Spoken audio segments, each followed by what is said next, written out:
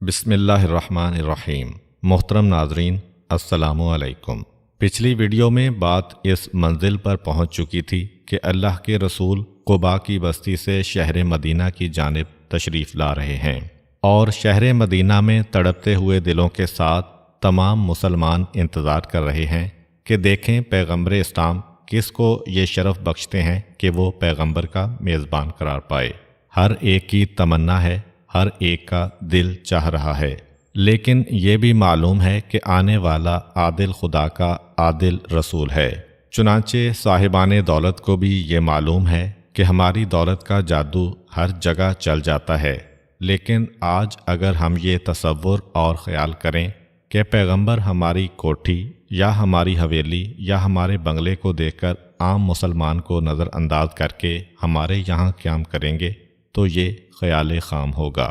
چنانچہ بڑے بڑے سردار، بڑے بڑے مالدار، بڑی بڑی زمینوں والے، مکانات والے، محلات والے، ہر ایک خواہش تو رکھتا ہے کہ پیغمبر اس کے ہاں قیام کریں، مگر پروردگار عالم نے یہ سعادت کسی اور کے مقدر میں لکھ دی، اور جیسا کہ ابھی آپ سنیں گے کہ جن کے مقدر میں یہ سعادت لکھی گئی، مدینے کے عام ماحول کو دیکھتے ہوئے ان کا مکان بہت ہی چھوٹا ہے، بہت ہی مختصر، ایک عام مہمان کے اعتبار سے بھی تکلیف دہ مکان تھا۔ کجا یہ کہ پیغمبر اسلام جو وجہ تخلیق کائنات ہیں اور وہاں قیام کریں۔ لیکن بات یہی ہے کہ جیسا کہ میں نے عرض کیا کہ سرداری، طاقت، عہدہ، زمینیں اور دولت عام دنیا والوں کو تو جھکا سکتی ہیں کسی کے سامنے، لیکن بارگاہ الہی میں ان تمام چیزوں کی کوئی اہمیت نہیں ہے۔ وہاں ہر فیصلہ فقط خلوص پر ہوتا ہے، عمل صالح پہ ہوتا ہے، اور یہ کہ اگر بزرگوں نے نیکیاں کی ہیں تو ان کی اولاد کو اس کا صلہ اس دنیا میں ملتا ہے۔ چنانچہ بہت پہلے پیغمبر اسلام کی ولادت سے بھی 1000 سال پہلے کا واقعہ ہے کہ کسی کے بزرگ نے ایک نیکی کی تھی جو آج اس کی اولاد کے کام آنے والی ہے۔ یاد کریں اس واقعے کو۔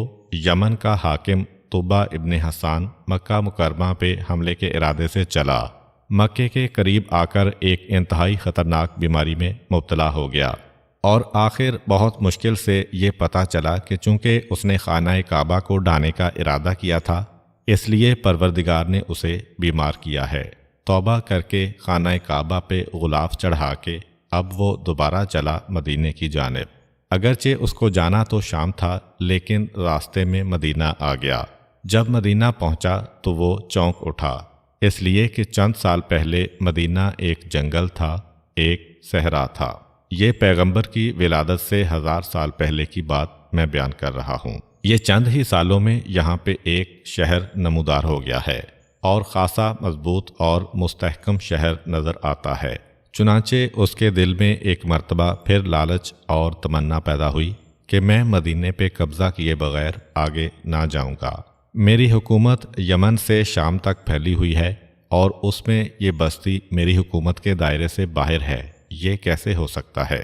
خصوصاً اتنا خوبصورت شہر۔ آج بھی مدینہ عرب کے ماحول سے ان معنوں میں ہٹا ہوا ہے کہ سبزہ ہے، باغات ہیں، کھجور کے درخت ہیں۔ پورے حجاز کے اندر اس کی ایک اہمیت ہے۔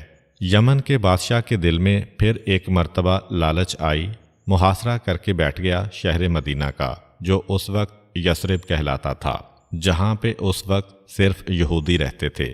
لیکن وہ آج والے یہودی نہیں، بلکہ وہ صحیح عقیدہ رکھنے والے یہودی تھے۔ پورے شہر کا محاصرہ کر کے بیٹھ گیا، کیونکہ یہ تو طاقتور ترین حکمران ہے۔ سوچا کہ کب تک یثرب کے لوگ میرا مقابلہ کریں گے؟ ایک وقت آئے گا کہ ان کے پاس کھانے پینے کی چیزوں کی کمی ہو جائے گی، ہتھیار ڈالنا پڑیں گے ان کو۔ چنانچہ وہ بڑے آرام کے ساتھ اپنی عیش و عشرت کی چیزوں سے دل بہلا رہا ہے، اور محاصرے کا سلسلہ جاری ہے۔ بادشاہوں کا طریقہ تو آپ کو معلوم ہے، رات گئے سونا اور دن چڑھے بیدار ہونا۔ چنانچہ اس نے کبھی دیکھا ہی نہیں کہ صبح کیسی ہوتی ہے۔ ایک دن کسی وجہ سے شاہ یمن کی آنکھ جلدی کھل گئی، اور وہ ٹہلنے کے لیے اپنے خیمے سے باہر نکلا۔ صبح کا وقت ایک انتہائی سہانا وقت ہوتا ہے، اور خود بخود اگر انسان بیدار ہو، فطرت تقاضا کرتی ہے کہ گھر سے قدم باہر نکالو، خیمے سے باہر نکلا تو ایک منظر دیکھ کے حیران ہو گیا۔ اس کی فوج کے ناشتے کا وقت ہے۔ عام سپاہی بیچارہ تو وہی غریب و مزدور ہوتا ہے، نہ تو بادشاہوں کا طریقہ اسے معلوم ہوتا ہے نہ اس پہ چل سکتا ہے۔ وہ لوگ تو صبح سویرے ناشتے کے عادی ہیں۔ آج جو باہر نکلا یہ بادشاہ یمن تو یہ دیکھ کے حیران ہو گیا۔ بڑا لشکر ہے، کھجوروں کی گٹھلیاں پڑی ہوئی ہیں دسترخوان کے ایک سرے سے دوسرے سرے تک، وہ جو ناشتے کا دسترخوان ہے۔ حیرت اس بات پر ہوئی کہ میری فوج جو سامان لے کے آئی ہے اس میں کھجوریں تو ہیں ہی نہیں، یمن کا علاقہ کھجوروں کا علاقہ ہی نہیں ہے، تو یہ اتنی کھجوریں ہیں کہ میرے پورے لشکر نے پیٹ بھر کے اس کو کھایا ہے۔ اس نے پہلی مرتبہ یہ منظر دیکھا ہے۔ آخر سپاہیوں سے دریافت کیا کہ یہ اتنی کھجوریں آئیں کہاں سے، اتنی کثیر تعداد میں گٹھلیاں پڑی ہیں، پورے لشکر کو یہ کھجوریں کہاں سے ملیں؟ تو جواب دیا کہ روزانہ جو یثرب کے رہنے والے ہیں، شہر کی جو فصیل ہے، جو شہر کی چاردیواری ہے، اس پر چڑھتے ہیں اور ہمارے لیے بوریوں کی بوریاں بھر کے کھجوروں کی باہر پھینک دیا کرتے ہیں۔ اب تو شاہ یمن اور چکرایا کہ میں تو اس نیت سے محاصرہ کر کے بیٹھا ہوں کہ ایک دن مدینے والے فاقہ کشی کے عالم میں پہنچیں گے تو ہڑبڑاہٹ میں ہتھیار ڈالیں گے، اپنا شہر میرے حوالے کریں گے۔ یہاں تو میں الٹا ماجرا دیکھ رہا ہوں کہ میرے پورے لشکر کو وہ لوگ غذا سپلائی کر رہے ہیں، پورے لشکر کے ناشتے کا انتظام کر رہے ہیں۔ مصیبت اور تنگ دستی میں اس انداز کا عمل تو کبھی نہیں دیکھا۔ شاہ یمن چکرایا عام حالت میں بھی کوئی اپنے دشمنوں کا یہ اکرام اور احترام نہیں کرتا ہے، کجا یہ کہ کوئی ایسا دشمن ہو جو فاقے میں مبتلا کرنے کے لیے بیٹھا ہے، اس کے لیے یہ عزت۔ گھبرا کے فوراً میٹنگ بلائی اپنے وزیروں کی۔ یہ کیا ماجرا ہے؟ وزیروں نے کہا کہ ہم بھی نہیں بتا سکتے ہیں، لیکن اگر آپ اجازت دیں تو ہمارا کوئی آدمی سفید جھنڈا لہراتا ہوا مدینے کے دروازے تک جائے اور مدینے کے رہنے والوں سے پوچھے۔ اب اتنی نئی بات تھی، ایک ایسا تجسس دل میں پیدا ہو گیا۔ کہا ٹھیک ہے، بھیجو کسی آدمی کو۔ پرانے دستور کے مطابق صلح کا سفید جھنڈا لہراتا ہوا ایک قاصد گیا اور مدینے والوں کو یہ پیغام پہنچایا۔ چنانچہ شہر مدینہ سے کچھ علماء نکل کے آئے یہودیوں کے۔ بادشاہ طبع سے کہا کہ آپ نے ہمیں کیوں بلایا ہے؟ جواب دیا، ایک بات بتاؤ، تمہیں بھی پتہ ہے کہ ہم تمہارے شہر کو اس لیے گھیر کے بیٹھے ہیں کہ تمہاری غذا کا ذخیرہ ختم ہو جائے، تم فاقے کرنے لگو تو آخر تھک ہار کر اپنا شہر ہمارے حوالے کر دو۔ اس حالت میں، اس ماحول میں تمہاری یہ کیفیت ہے کہ جو غذا تمہارے پاس جمع ہے وہ بھی تم ہمارے اوپر لٹائے دے رہے ہو۔ آخر اس کی وجہ کیا ہے؟ علماء یہود نے دو جواب دیے۔ پہلا جواب یہ دیا کہ ہم اس شہر میں رہنے کیوں آئے ہیں یہ تو معلوم کر لیجئے۔ ہمارا تعلق کسی نے کہا شام سے ہے، کسی نے کہا مصر سے ہے، کسی نے کہا عراق سے ہے۔ ہم اس لیے اپنے وطن کو چھوڑ کے یہاں آباد ہوئے ہیں کہ ہماری کتابوں میں لکھا ہے کہ آخری رسول جو آئے گا وہ اس شہر مدینہ میں آئے گا۔ ہم تو اس کے استقبال کے لیے پہلے ہی یہاں آ کے جمع ہو گئے ہیں، اور ہماری کتابوں میں یہ بھی لکھا ہے کہ آخری رسول کی خصوصیت یہ ہوگی کہ وہ اپنے دشمنوں کا بھی احترام کرے گا، اور مہمان چاہے اس کا جانی دشمن بھی آ جائے وہ اس کا بھی استقبال کرے گا۔ ہم یہ چاہتے ہیں کہ جب آخری رسول آئے تو ایسا نہ ہو کہ ہمارا طریقہ اس کے طریقے سے ہٹ کے ہو، اس کی سنت کچھ اور ہو، ہم کسی اور طریقے سے چل رہے ہوں، تو جب وہ آ جائے تو اس کی باتیں ماننے میں ہم کو پریشانی ہو جائے۔ چنانچہ یہودی علماء بادشاہ یمن کو جواب دے رہے ہیں کہ ہماری کتابوں میں لکھا ہے کہ آخری رسول انتہائی مہمان نواز، سخی اور کریم ہوگا، تو ہم یہ چاہ رہے ہیں کہ اس کے آنے سے پہلے اپنے آپ کو ویسا ہی بنا لیں تاکہ جب وہ آئے تو ہمیں کوئی زحمت و پریشانی نہ ہونے پائے۔ چنانچہ اپنے دشمنوں کے لیے بھی ہماری سخاوت اور ہمارے کرم کا سلسلہ جاری ہے۔ اور دوسری بات یہ ہے کہ یہ بھی ہمیں پتہ ہے کہ بہرحال اس شہر مدینہ پر سوائے رسول کے اور کوئی حکومت کر ہی نہیں سکتا ہے، اس لیے ہم بالکل پریشان نہیں ہیں۔ تم 10 دن یا 1 مہینہ یا 6 مہینہ یہاں رہو، 10 سال بھی اگر یہاں رہو تو ہمیں یہ یقین کامل ہے کہ رسول کے شہر پر رسول سے پہلے کوئی اور قبضہ نہیں کر سکے گا۔ شاہ یمن چونک اٹھا۔ دیکھیے بعض اوقات کسی کا ایک جملہ انسان کے ذہن کو ہلا کے رکھ دیتا ہے۔ چاروں طرف سے دشمن شہر کو گھیرے میں لے کے بیٹھا ہے اور مصیبت و پریشانی میں اس وقت ان لوگوں کا اتنا اعتقاد ہے، یہ تو سچا اعتقاد لگ رہا ہے۔ چنانچہ اس نے ہاتھ جوڑ کے ان سے معافی مانگی، کہا کہ جس رسول کے آنے سے پہلے اور یہ بھی پتہ نہ ہو کہ رسول کب آنے والے ہیں، ہزاروں سال پہلے اپنے آپ کو بدل کے رکھنا، اس اعتقاد اور عقیدے نے شاہ یمن کو بھی ہلا کے رکھ دیا کہ وہ سچا رسول ہوگا، کیونکہ سچے رسول کے ماننے والوں کی یہ شان ہوتی ہے۔ کسی جھوٹے یا غلط آدمی کے ماننے والوں کا اعتقاد اتنا مضبوط نہیں ہو سکتا۔ چنانچہ وہ ہاتھ جوڑ کے معافی مانگتا ہے اور کہتا ہے کہ مجھے نہیں معلوم کہ جب وہ رسول آئے گا میں اس وقت تک زندہ رہوں گا یا نہ رہوں گا، اس لیے ایک میری تمنا ہے، کم سے کم اس شہر کی زیارت تو مجھے کرا دو جہاں اس رسول کے قدم آئیں گے، جہاں پہ وہ زندگی گزاریں گے۔ مجھے نہیں پتا کہ میں رسول کو دیکھ پاؤں گا یا نہیں دیکھ پاؤں گا، اس شہر کو تو دیکھ لوں، ان گلیوں کو تو دیکھ لوں، ان عمارتوں کو تو دیکھ لوں۔ طاقتور دشمن ہاتھ جوڑ کے معافی مانگ رہا ہے اور درخواست کر رہا ہے۔ علماء یہود نے کہا کہ آؤ، چنانچہ شہر کا دروازہ کھولا گیا۔ اب جو شاہ یمن کا لشکر جرار داخل ہوا تو بعض علماء نے لکھا ہے کہ پیغمبر اسلام صلی اللہ علیہ وآلہ وسلم کی ولادت پہ عید میلاد کے جو جلوس نکلتے ہیں اس کو ہم پہلا جلوس کہہ سکتے ہیں، اس لیے کہ پورا لشکر جرار نعرے لگاتا ہوا رسول کے نام کے شہر مدینہ میں داخل ہو رہا ہے۔ ایک ایک گلی سے یہ سوچ کے گزر رہے ہیں کہ شاید اس گلی سے بعد میں اس رسول کے قدم بھی گزریں، شاید اس دیوار سے ان کے ہاتھ بھی مس ہوں۔ چنانچہ ایک ایک دیوار کو بوسہ دیا جا رہا ہے۔ عجیب ہمیں محبت نظر آ رہی ہے۔ شاہ یمن کے جو اس وقت تک کافر و بت پرست تھا، لیکن اتنی والہانہ محبت کے ساتھ شہر مدینہ کی گلیوں کو چومتا جا رہا ہے، دیواروں کو بوسہ دیتا جا رہا ہے، ایک ایک مقام پہ یہ سوچ کے کھڑا ہو رہا ہے کہ شاید میرے بعد کبھی رسول یہاں سے گزریں۔ اور جس وقت شہر مدینہ کے مرکز میں پہنچا تو علماء یہود سے اس نے درخواست کی کہ آپ جتنی قیمت بتائیں گے میں دینے کو تیار ہوں، یہ علاقہ جو شہر کا مرکز ہے یہ میں خریدنا چاہتا ہوں، کیونکہ اس وقت تک وہ یہودی سامنے نہیں آئے تھے کہ جن کا دین و مذہب ہی فقط اور فقط مسلمانوں کی مخالفت تھا، اس لیے علماء یہود بھی تیار ہو گئے۔ کوئی بات نہیں ہے، بتاؤ تو صحیح یہ مرکز تم کیوں خریدنا چاہتے ہو؟ کہا اس لیے کہ میرا دل چاہتا ہے کہ اب میں اپنی حکومت کا دارالخلافہ یہاں منتقل کر دوں اور انتظار کروں، شاید مجھے یہ سعادت مل جائے کہ میری زندگی میں رسول آ جائیں۔ وہ پورا علاقہ خریدا شاہ یمن نے اور وہیں قیام کیا، لیکن کچھ عرصہ گزرا، یمن سے مسلسل اطلاعات آنے لگیں کہ وہاں بغاوت ہو رہی ہے اور ظالم لوگ برسر اقتدار آ رہے ہیں، آپ کا آنا ضروری ہے۔ گھبرا کے علماء یہود سے پوچھتا ہے اب میری ذمہ داری کیا ہے؟ آپ کی کتاب تورات میں کیا لکھا ہے؟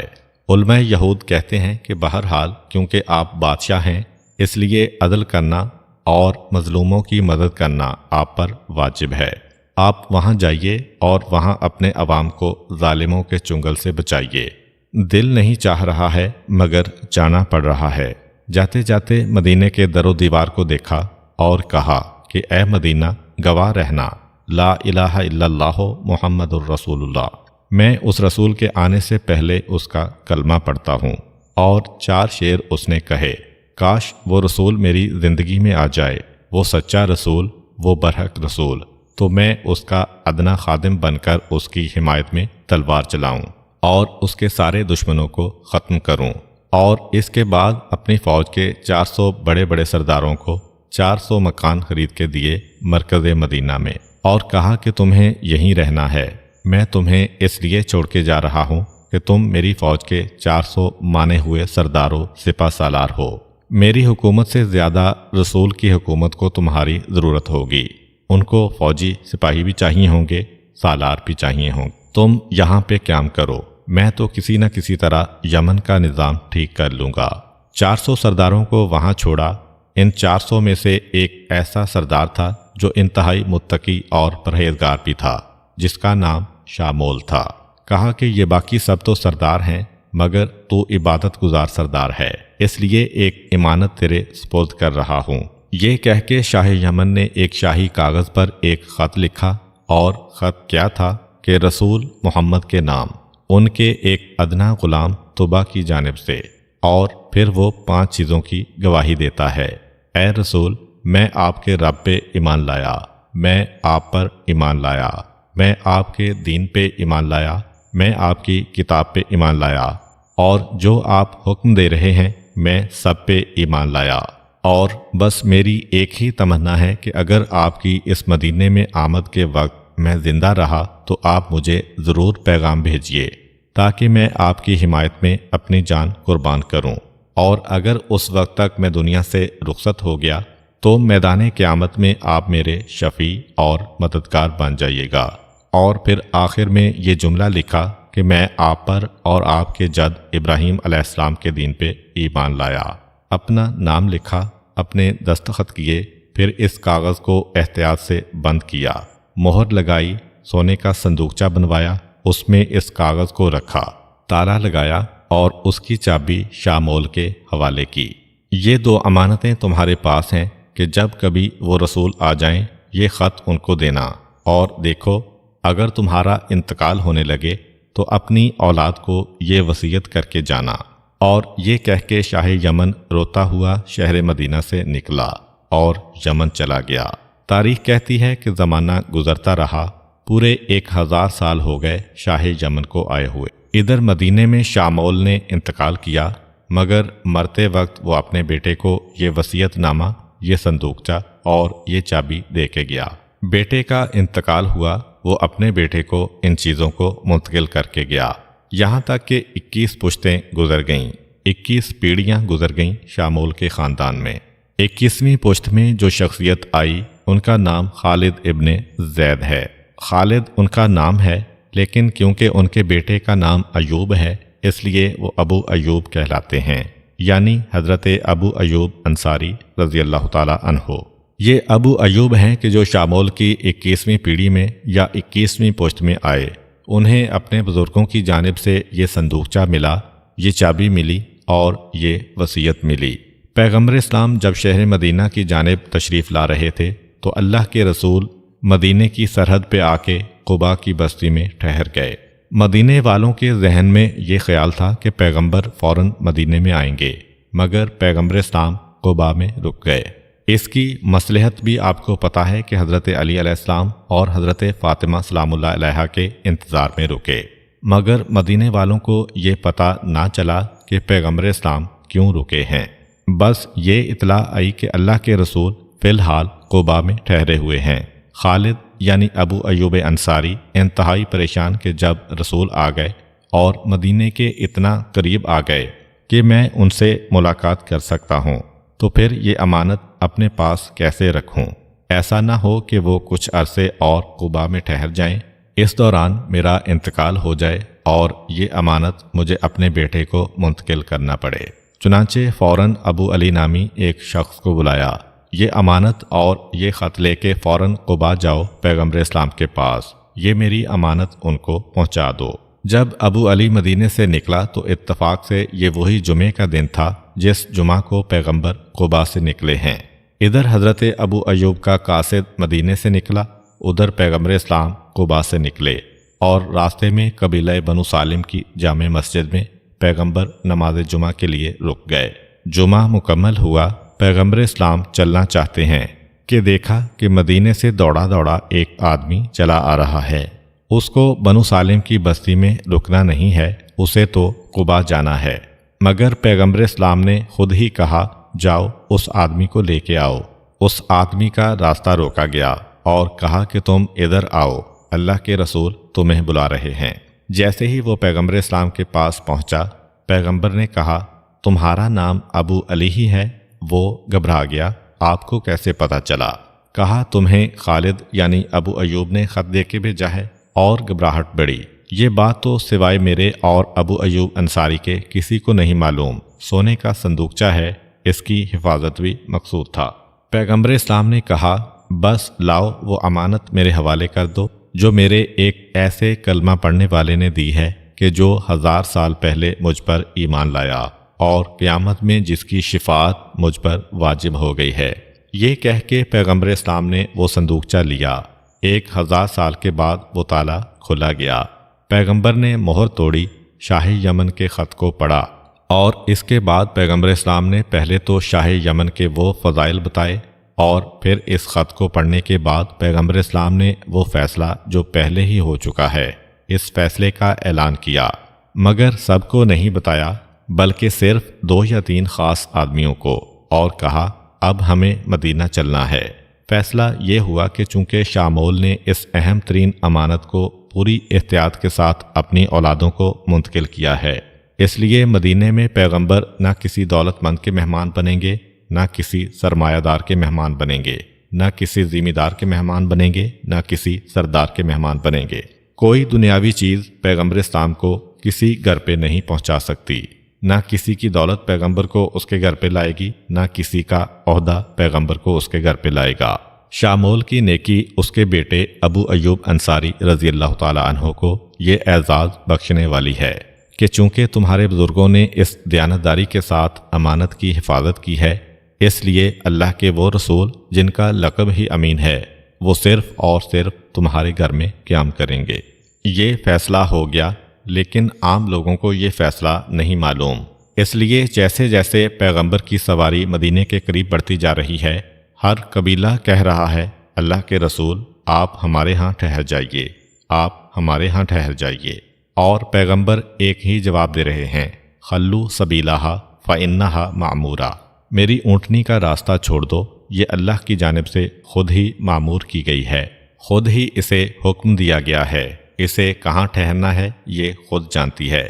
یہ حکم رسول آنے کے بعد لوگ راستہ چھوڑتے جا رہے ہیں، یہاں تک کہ قبا اور بنو سالم کی بستی ختم ہوئی۔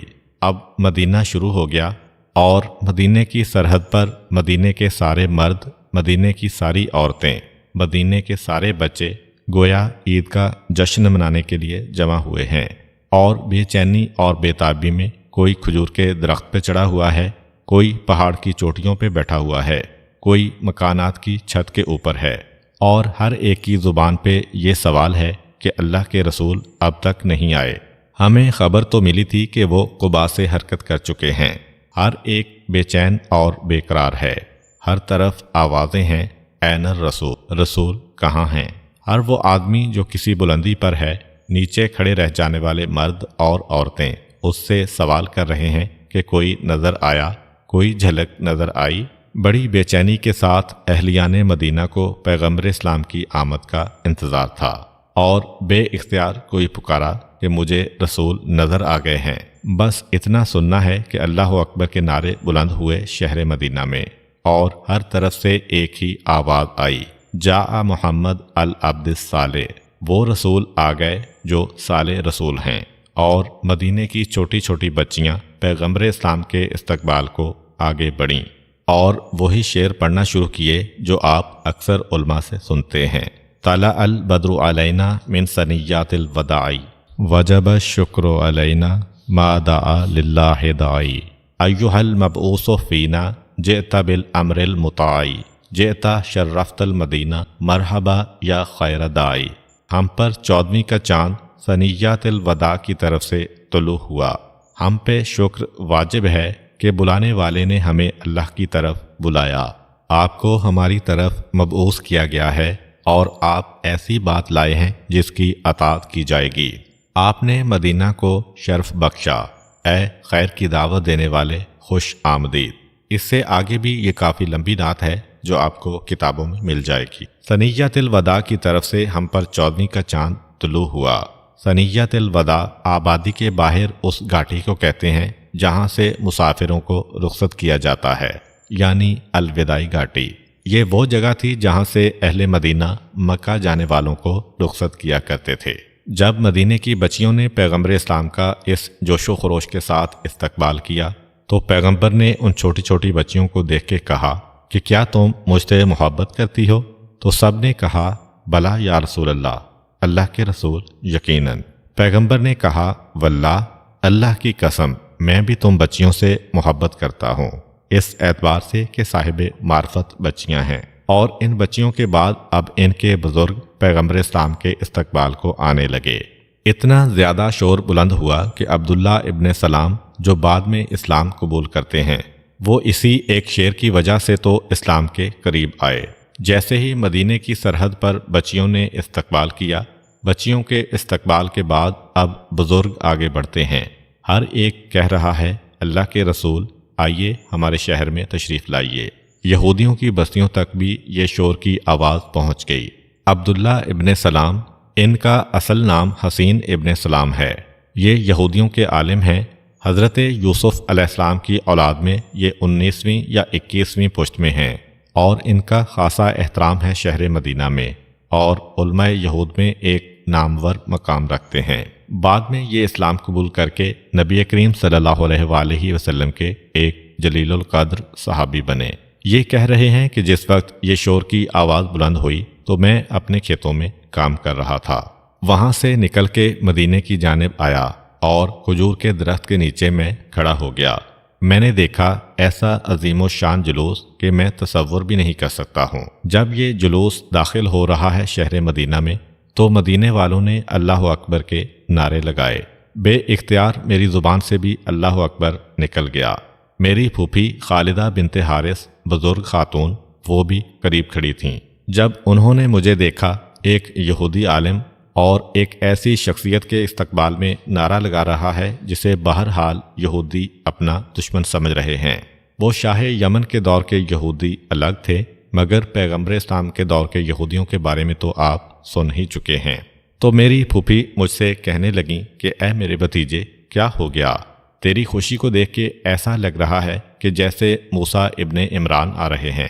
یہودیوں کے لیے تو کائنات کی قابل احترام شخصیتوں میں سب سے بلند نام حضرت موسیٰ علیہ السلام کا ہے۔ تمہاری خوشی سے تو ایسا لگ رہا ہے کہ جیسے موسیٰ ابن عمران ہماری بستی میں داخل ہو گئے۔ حسین ابن سلام، جن کا بعد میں نام عبداللہ کر دیا پیغمبر اسلام نے، وہ کہتے ہیں بے شک میں ایسے چہرے کو دیکھ رہا ہوں کہ موسیٰ نے جس کی بشارت دی ہے، اور یقیناً مجھے لگ رہا ہے کہ یہ تو موسیٰ سے بھی زیادہ بلند اور موسیٰ کا بھی سردار میرے شہر میں آ رہا ہے۔ خالدہ بنت حارث ذرا کھٹکیں، یہ تو نے کیا کہہ دیا؟ عبداللہ ابن سلام کہتے ہیں پھوپھی میں آپ سے بعد میں بات کروں گا، پہلے دیکھوں تو صحیح کہ یہ آنے والا کیا کہہ رہا ہے، کیونکہ جب یہ شور کی آواز بلند ہوئی بچیوں کا ترانہ ختم ہوا، اللہ اکبر کے نعرے ذرا تھمے۔ اب پیغمبر اسلام نے ایک تقریر شروع کی۔ ذرا دیکھیے کہ پیغمبر شہر مدینہ میں داخل ہو رہے ہیں اور پہلی تقریر پیغمبر کیا کر رہے ہیں۔ اور آپ کو معلوم ہے کہ جتنے کان آج پیغمبر کی بات سن رہے ہیں شاید اس سے پہلے کبھی اتنی باتیں نہ سنی گئی ہوں۔ اپنے شہر میں پیغمبر آ رہے ہیں، پہلا دن ہے۔ عبداللہ ابن سلام کہتے ہیں نے سنا پیغمبر نے پہلی تقریر کی، بہت مختصر 5 جملے ہیں، جہاں جہاں اونٹنی جا رہی ہے انہی 5 جملوں کو دہراتے جا رہے ہیں۔ یہ اسلام کا پہلا تعارف ہے مدینے کے اندر۔ گزشتہ ویڈیو میں خطبہ جمعہ آپ نے سنا تھا، وہ مدینے کے قریب تعارف اسلام تھا، لیکن اس میں زیادہ باتیں تقوی کی تھیں۔ آج مدینے کے اندر پیغمبر داخل ہوئے، راوی خود عبداللہ ابن سلام ہیں۔ یا ایھا الناس، پیغمبر اسلام کی تقریر ہی شروع ایسے ہوئی کہ اے انسانوں، اسلام کی یا مسلمانوں کی بات نہیں ہے، پوری انسانیت کو خطاب کر رہے ہیں۔ اس تقریر کے پہلے فقرے میں لفظ سلام آیا ہے، اور جو سننے والے ہیں ان کے باپ کا نام بھی سلام ہے۔ اگرچہ ان کا باپ یہودی تھا، لیکن پیغمبر اسلام کی تقریر انہیں ایسا لگا کہ براہ راست مجھ سے ہو رہی ہے، اگرچہ پیغمبر سارے مدینے کو سنا رہے ہیں۔ آپ نے بچیوں کا ترانہ تو بہت سی کتابوں میں پڑھا ہوگا، پیغمبر اسلام کی تقریر بہت کم سنی ہوگی۔ پیغمبر اسلام صلی اللہ علیہ وآلہ وسلم فرماتے ہیں یا ایھا الناس افشوا السلام واطعموا الطعام واصلوا الارحام وصلوا باللیل والناس نیام تدخلوا الجنۃ بسلام۔ اے انسانوں، سلام کو عام کرو، سلام کو پھیلاؤ، یعنی آپس میں ایک دوسرے کو سلام کہا کرو، مسکینوں اور غریبوں اور یتیموں کے کھانے کا انتظام کرو، خونی رشتوں کو جوڑے رکھو، قطع رحمی نہ کرو، یا رشتہ داروں کا حق ادا کرو، اور رات کی اس تاریکی میں نماز پڑھو جب لوگ سو رہے ہوں۔ اگر تم ان 4 باتوں پہ عمل کرو گے تو سلامتی کے ساتھ جنت میں داخل ہو جاؤ گے۔ افشوا السلام، سلام کو عام کرو، کیا مطلب؟ خالی اس میں وہ السلام علیکم نہیں ہے، سلام خود اسلام میں پورا فلسفہ ہے۔ اسلام نے لفظ سلام ہی کیوں رکھا اور کوئی لفظ کیوں نہیں کہا؟ الحمدللہ کہہ دو، شکرن للہ کہہ دو، سلام کا لفظ کیوں کہا؟ اس لیے کہ سلام کا مطلب ہے السلام علیکم، میں دعا مانگتا ہوں کہ اللہ کی طرف سے آپ پر سلامتی ہو۔ افشوا السلام یعنی سارا معاشرہ ایک دوسرے کی سلامتی کا خیال کرے۔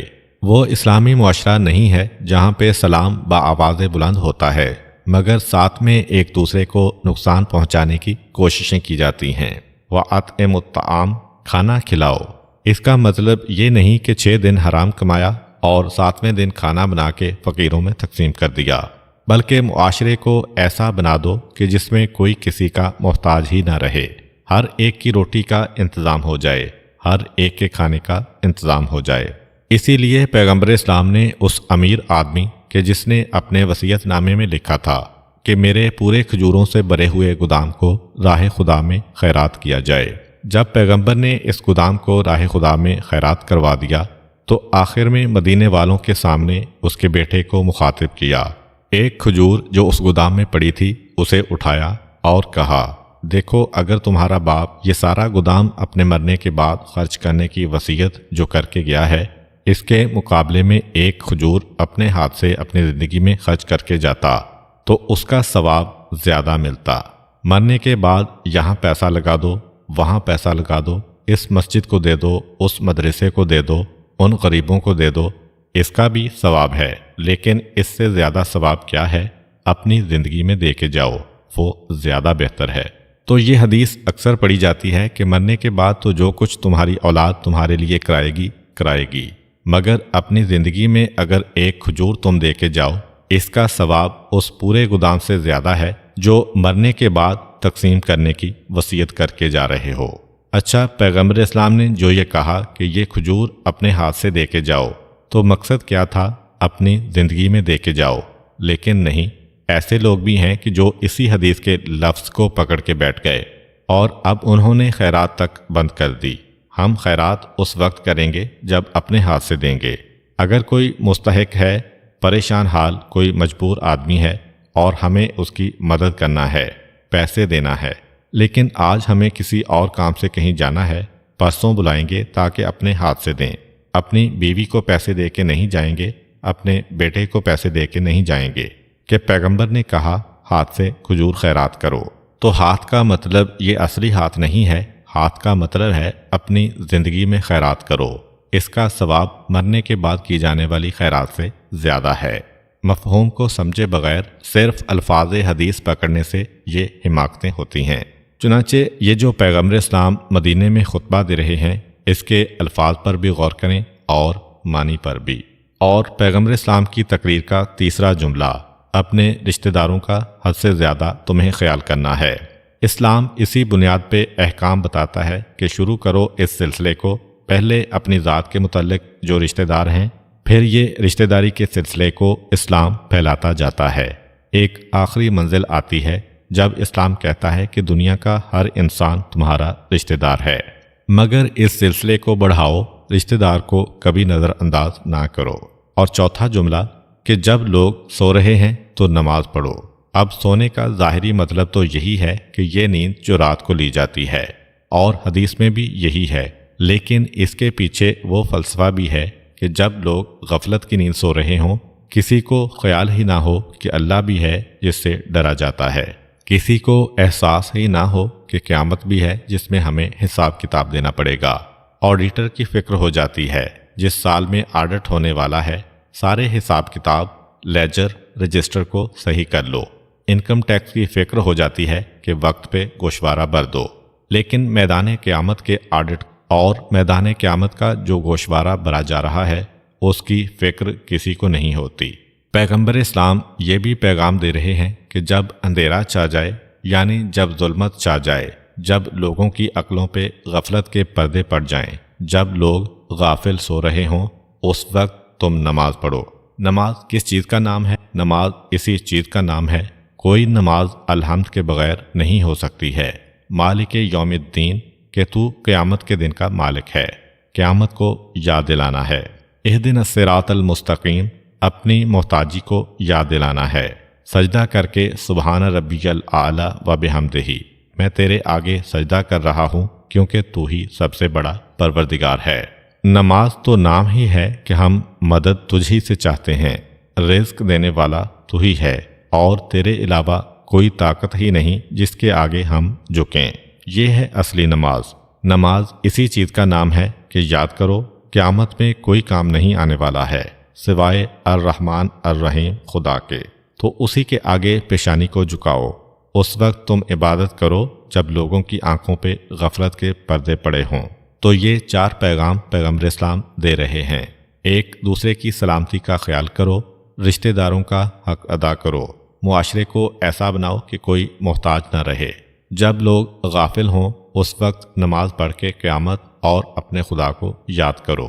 اب میرا وعدہ ہے کہ اگر تم نے یہ 4 چیزوں کا خیال رکھا تو جنت سلامتی کے ساتھ داخل ہو جاؤ گے۔